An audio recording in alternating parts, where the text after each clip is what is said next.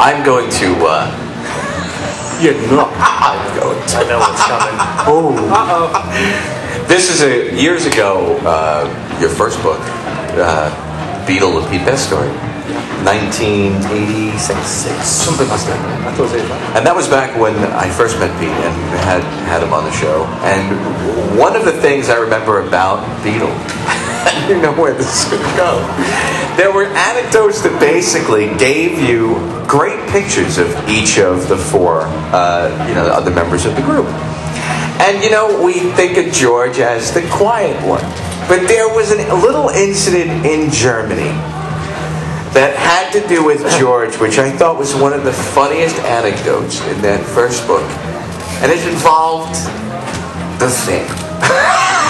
And I have to toss this. Well, I have to throw this out to you. I should have known. You knew you were getting this.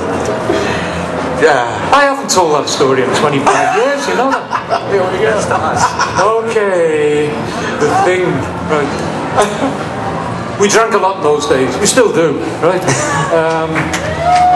Thank you. You were there last night as well. So we were at the Star Club.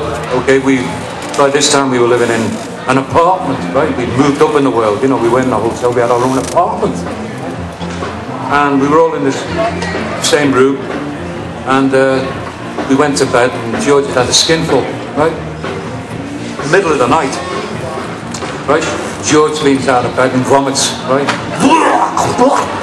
Right? This horrible bloody mess splattered on the floor, right by the side of his bed, right? So we're all looking like that, and we turn around and say, oh, for God's sake, George, clean it up, right? George wouldn't, right? He said, no. He said, Mutty, who was the cleaner, it's her job, right?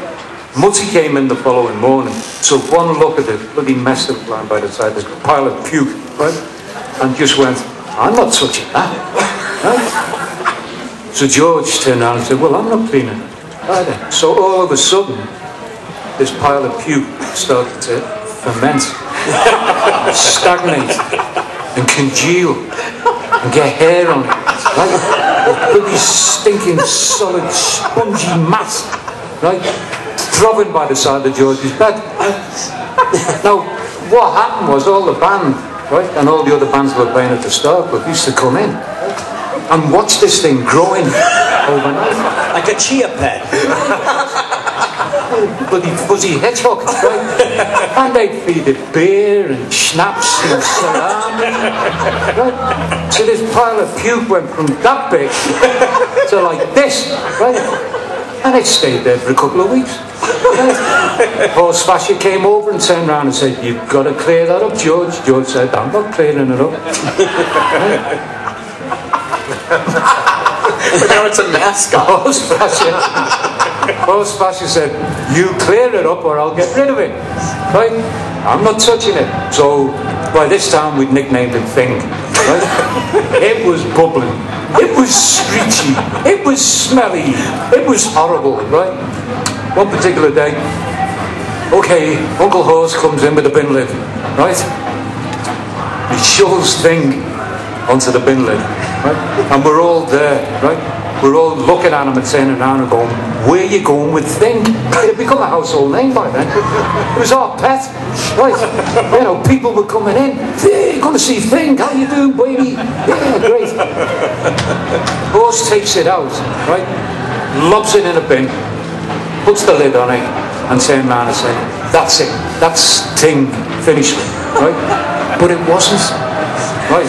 Because if you ever go to Hamburg, and you're walking down the Gross right on a dark, cool, foggy night, and you hear something sliding up behind you, and this aroma of puke, right, comes over your shoulder. Watch out! It's Thing back.